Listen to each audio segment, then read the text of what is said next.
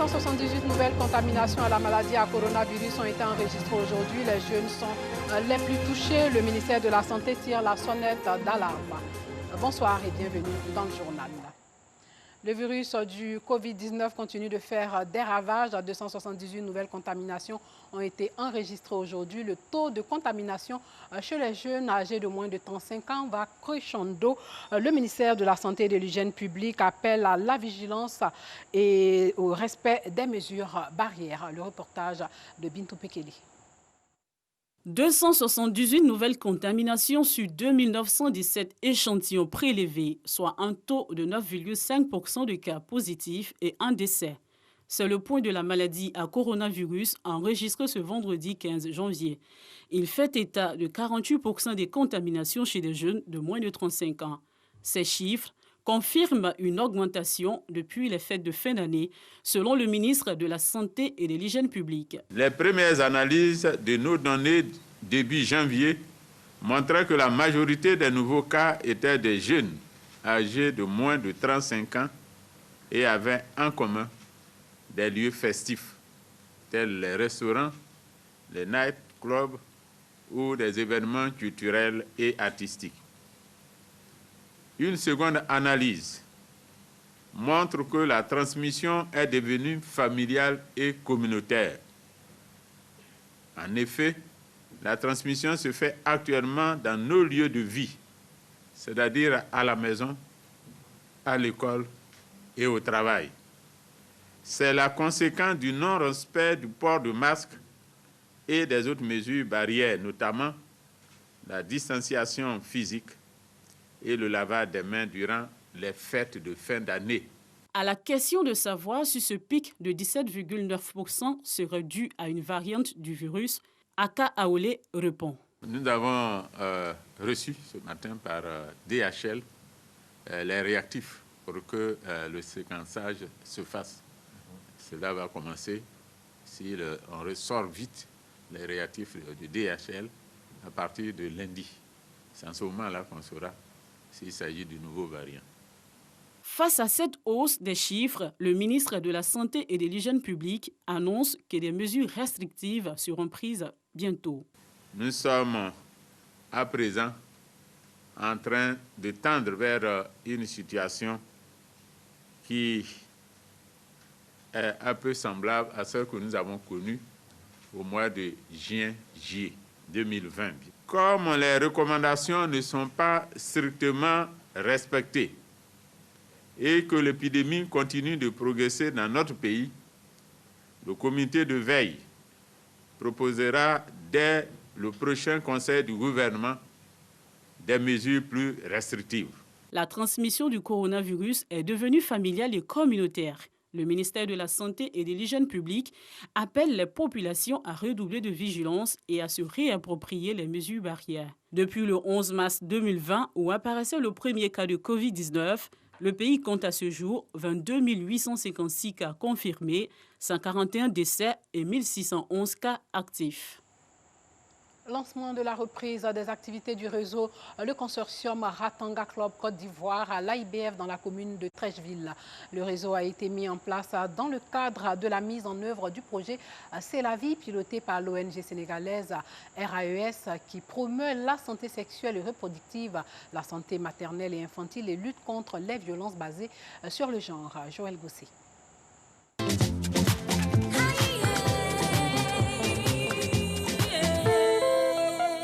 C'est un lieu qui va vous être dédié. N'hésitez surtout pas à venir au centre de santé. On pourra aborder tout ce qu'il est difficile d'aborder parfois, comme la sexualité. À première vue, il s'agit juste d'une série télévisée à succès sénégalaise connue de tous. Mais en réalité, cette série réalisée par l'ONG RAES est en mission. Il faut savoir s'il y a des choses pour l'homme, parce qu'on voit souvent que ce sont les femmes qui s'occupent de ces choses. Le projet de l'ONG RAES, C'est la vie, vise à améliorer les connaissances, mais aussi les attitudes et les comportements en matière de santé sexuelle et reproductive, de santé maternelle et infantile et de violences basées sur le genre à l'échelle individuelle, communautaire et sociétale. Le RAES, l'acronyme signifie Réseau africain pour l'éducation et la santé. Donc c'est une ONG sénégalaise qui a été créée en 2004 et qui utilise le potentiel des médias pour diffuser des messages auprès des populations. Après quelques mois d'activité, nous avons pu toucher plus de 8500 jeunes et former plus de 400 animateurs communautaires dans ces pays. Étant convaincu que les acteurs locaux sont les mieux placés pour conduire des activités communautaires d'information, d'éducation et de communication sur la santé sexuelle et reproductive adaptées à leur contexte, le projet C'est la vie met à leur disposition les outils d'éducation par le divertissement et les formes à leurs utilisations à travers le réseau Ratanga Club. Le consortium a été mis pour pouvoir vraiment toucher beaucoup plus de jeunes. Avec ces différentes organisations, étant donné qu'ils sont déjà basés dans certaines villes de l'intérieur, ça nous permettait de pouvoir étendre nos activités à travers ces organisations et de pouvoir toucher assez de jeunes. Au niveau du consortium, il y a 4 pays qui participent à ce projet. Il y a le Niger, il y a la Côte d'Ivoire, il y a le Burkina et il y a le Sénégal. Les activités ont été stoppées en raison de la pandémie à Covid-19. Cette reprise est la bienvenue pour les partenaires du consortium Ratanga Côte d'Ivoire. La reprise, c'est un ouf de soulagement parce que nous allons voir les jeunes, ils vont nous dire voici ce qui s'est passé aujourd'hui par exemple ou hier, voici ce à quoi j'ai été confrontée, surtout les jeunes filles et aussi même les jeunes garçons. L'atelier de lancement de la reprise des activités s'est tenu au sein de la clinique AIBEF dans la commune de Treichville. Elle a vu la participation de ses partenaires, à savoir l'AIBEF, l'ONG Messi, l'ONG Sauvons de Vie, le réseau des jeunes ambassadeurs et les scouts de Côte d'Ivoire. Rentrée syndicale de l'Union des agents de la SOTRA marquée par les nouvelles orientations du secrétaire général. On en sait plus avec Alassane Drabo. C'est avec des ovations bien nourries qu'il est accueilli au pupitre pour son allocution. Drissa Diarasouba, agent de la SOTRA, Société des transports abidjanais, choisi par consensus en septembre 2020 pour diriger l'Union syndicale des agents de la SOTRA. Ses ambitions et les grands axes de sa gestion à la tête de l'Union sont affichés. Nous allons travailler sur notre assurance femme. Je pense que le travailleur SOTRA serait bien soigné avec ses femmes, ses enfants. Et nous allons poursuivre en travaillant aussi sur l'encadrement de la jeunesse. On prit part à cette cérémonie plusieurs cadres et responsables de la SOTRA, dont Drissa Bamba, directeur des ressources humaines, représentant le directeur général. Les syndicats de la SOTRA, pour moi, c'est l'occasion de leur rendre hommage. C'est des syndicats, depuis pratiquement 10 ans, qui ont fait du vrai syndicalisme de participation à la SOTRA. Les membres de l'Union syndicale fondent beaucoup d'espoir en cette nouvelle mandature. D'abord, c'est le maintien des emplois et aussi la promotion des travailleurs et travailleuses. Je demande à ce que le nouveau secrétaire général de l'USASO puisse vraiment travailler dans le sens en nous aidant, nous les travailleurs. Principale société de transport dans le Grand Abidjan, le parc automobile de la SOTRA a un volume de 1600 autobus, dont 100 à gaz. La direction générale annonce pour l'année 2021 l'arrivée de 500 autobus. Elle compte s'étendre bientôt à d'autres villes de l'intérieur du pays, notamment Bouaké et Grand Bassam. L'Egban, ce peuple retiré dans un étroit terroir forestier à l'ouest d'Oumé, dans le centre-ouest du pays, ne se souvient pas d'une grande migration collective et semble être le plus ancien. Ils sont aussi appelés Gagou, dérivés de Kago ou Kagou, qui veut dire « allez-vous-en ». Antoine Bassa nous parle de ce peuple.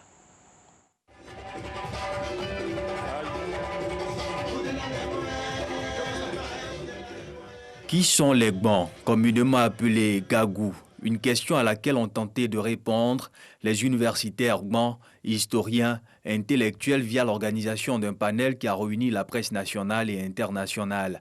Ce panel a vu la participation des sages Gbans venus des différents cantons. Pour se faire identifier en pays Gban, le mode de désignation recommande que le nom de l'enfant soit précédé par Ni lorsqu'il s'agit d'un garçon et de Nilé lorsqu'il s'agit d'une fille. Le peuple Gban est un peuple du sud-ouest de la Côte d'Ivoire, situé précisément dans la région du Gor, dans les sous-préfectures de Diego-Nefla et de Tonla. Au terme de ce panel, la présidente du comité d'organisation exprime sa satisfaction. Ce panel qui a pour thème central mieux connaître les Gbans Bien que n'ayant aucune qualité en tant qu'historienne, un bref regard sur l'histoire du développement de cette ancienne colonie française qu'est la Côte d'Ivoire nous enseigne que le peuple blanc est bien le peuple autochtone de ce pays. Le peuple blanc dispose d'un patrimoine culturel si riche. Le groupe Pané souhaite humblement voir enfin le peuple blanc prendre la place qui lui revient dans le brassage culturel des 60 ethnies et plus, tout comme notre beau pays, la Côte d'Ivoire. Ce panel a vu la participation des cadres blancs qui se sont engagés à tout mettre en œuvre pour la promotion des us et coutumes de ce peuple en Côte d'Ivoire et à l'extérieur. La génération Doubo, au pouvoir depuis 13 ans dans le village d'Abidjan à Djamé, passe le flambeau à la génération Tchagba. La cérémonie officielle de passation de charge a eu lieu aujourd'hui au siège de la chefferie. La génération Tchagba doit choisir son chef dans les jours à venir qui va diriger le village pendant 15 ans. Georgette Ido, Bintou Pekeli. Après 13 années passées à la tête de la chefferie d'Abidjan à Djamé village, la génération Doubo a passé le flambeau à la génération Tchagba.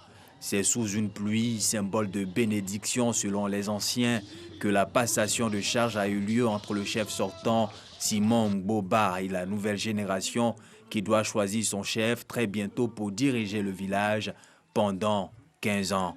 La cérémonie de passation de charge s'est déroulée ce vendredi au siège de la chefferie en présence du représentant du gouverneur du district d'Abidjan et du maire de la commune d'Adjamé. Le gouvernement demande que les Tchagba restent en union avec les sortants pour puiser dans leur richesse ce qu'ils savent de plus, pour les aider à gouverner aisément. À la génération sortante, mais également à la génération entrante, pour leur dire que la municipalité est toujours à la disposition du village.